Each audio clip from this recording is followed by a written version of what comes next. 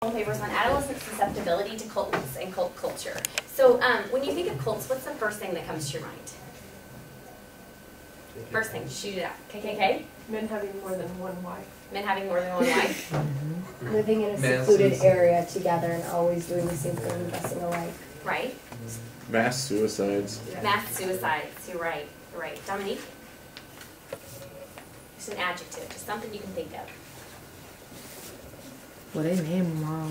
Do you think anybody else have anything? Just gangs. Sacrificing animals. Sacrificing animals, right. Well, there are two main types of cults. There's destructive, which is just what we've pretty much described. You know, it's major shifts, in perceptions and attitudes and beliefs. So, I mean, you wouldn't think that, I mean, a lot of times when people think of cults, they think of mass suicides and that sort of thing. You wouldn't think people would typically, think of that sort of thing. So the cult has somehow shifted their perception and their attitude about that. And they're always, they're also under long-term control, and that's generally with destructive cults. Is it something that you're in it for life, or you're in it for a number of years until you can break out, or that sort of thing.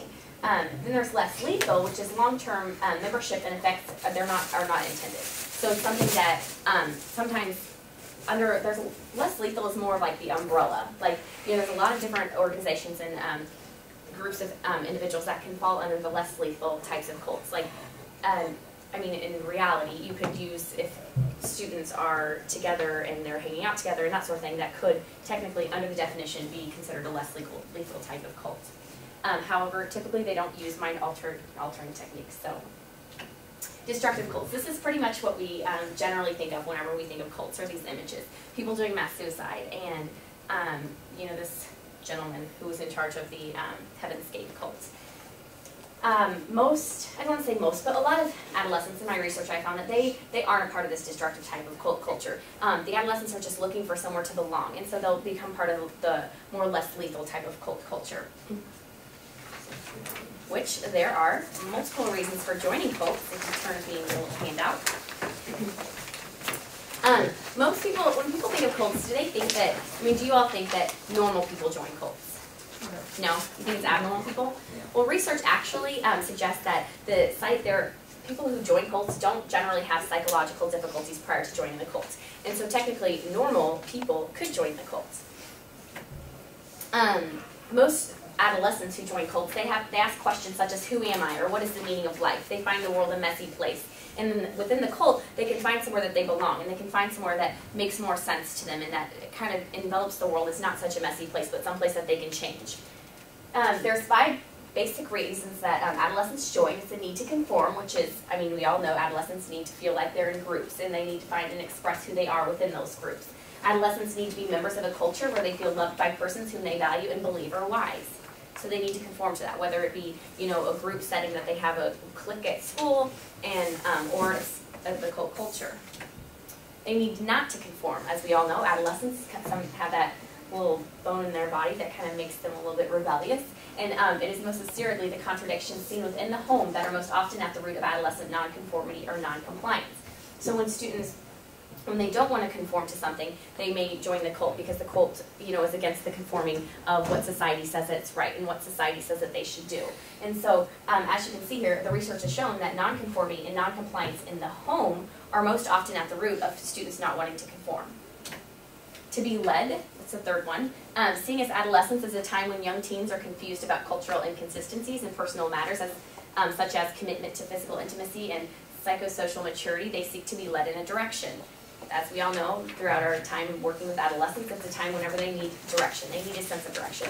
They need to be kind of led in a certain area and a certain path. They kind of have a lot of different questions about, who am I, where am I going, that sort of thing. And a lot of times within the cults, they can find this. They can find the direction that they need to be led. There's someone there telling them exactly what direction they need to be taking.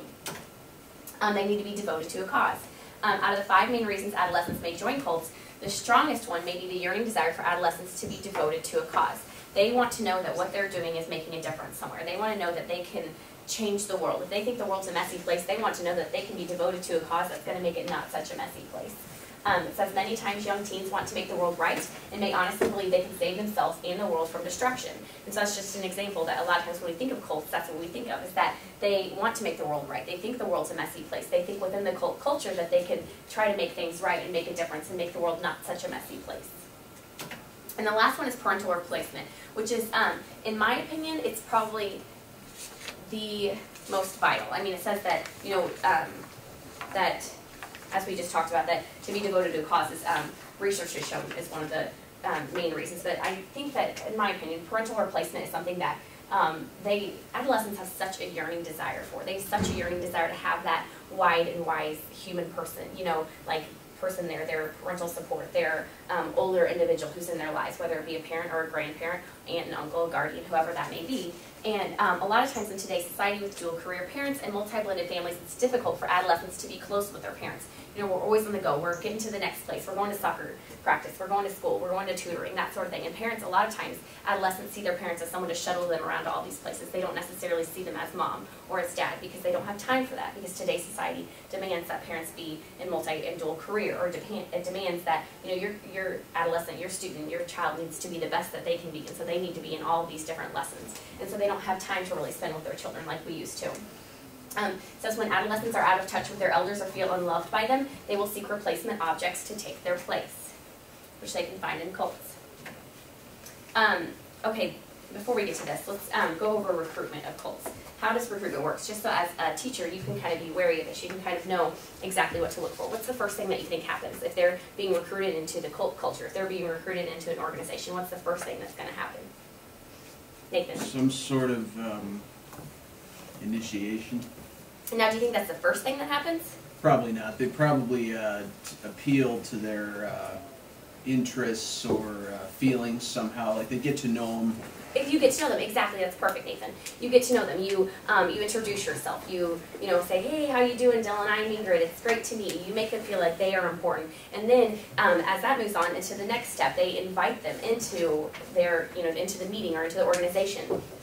And if they don't accept, then the person, the recruiter, I guess we should say, the recruiter will go back to the same place that they met him, and we'll try again. And they're pretty consistent about, you know, trying again, and they're persistent about it. They want to get this person into the cult culture. And then whenever the person finally agrees to come to the meeting or the organization, the other people in the organization are very welcoming, and they seem to know a lot about the person because they've kind of done their homework on them. And they want to make them feel like they're at home. And a lot of times that's what young adolescents want. They want to feel like people care about them, like they've taken time to get to know who they are. They've taken time to hear that they're there.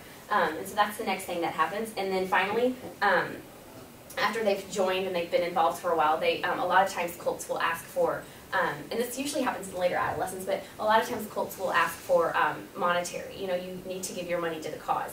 And so by that point in time, if they get that deep into it, they are typically completely dependent upon the cult. They have no money. You know, they've kind of shunned away from their parents because they've become so engulfed in this society. They don't have any friends outside of the cult because, again, they've become so engulfed in this society that they become so dependent on the cult that that's their only life that they know and the only life that they can really lead at that point in time. It's hard to get out. What can schools do? Counteracting the influence of cults should be a total school effort. It's not just something that a classroom teacher should have to deal with, or the school principal, or the assistant principal, or the officer at the school should have to deal with. It's classroom instruction and classroom guidance for prevention, so you need to make sure to let your students know exactly, you know, what's involved in these type of societies, what's involved in these type of organizations. And you don't necessarily need that through direct instruction, so you're not going to stand up here and be like, this is why you shouldn't join a cult. You know, you need to come up with more subtle ways to do it as a teacher. The stipulation of wholesome school climate to enhance healthy student growth, which was what we've been learning about a lot in this class, is that you need to worry about their the school climate so they can become social and emotionally developed as well, not just intellectually. And offering individual and group counseling to remove the problems of students who have been involved in cults and who are needing help. So that's something that especially the guidance counselor in the school should be readily involved in, but it's something that the rest of the teachers should also put effort towards, is that offering the group counseling, offering the individual counseling. If this is something that they've gotten involved in, then we need to make sure that, you know, if it is something they're involved in, then it's a healthy situation. You know, if it's a less lethal type of cult, then it's something that's healthy. It's a self-improvement plan, that sort of thing, and it doesn't get out of control. So do you all have any questions about cults or the culture, or, you know, ways that schools can assist? So I know it's a lot thrown at you at once. Nothing? All right, well, thank you. Oh, Yeah, yeah. that was really interesting. I would never associate cults with middle schools. It's the last thing I ever think of. Right, and like I talked about, there's two different main types of cults, and a lot of people, when they think of cults, think of the destructive, but a lot of times it's the less lethal type of cults that we kind of need to be wary of with adolescents. I just feel like it's such an adult thing, a cult. Mm-hmm. Wow. And you always have to remember too that not a lot of times, but sometimes with cults, it's an entire family process where the parents are involved in it and they've had kids, and so they're kind of raised into this cult culture. Yeah. In your research, did you come across any like numbers or like statistics of like actual like middle schoolers who might join cults? No, I really didn't, to be honest with you. They didn't have, I looked a bit for it, and they really didn't have statistical information about, this is the percentage of adolescents that are in cults. It said, I did find that over 20 million Americans are involved in cults today, in some form of cults. So How recent is that? To be honest, I'm not, I would have to go back and look.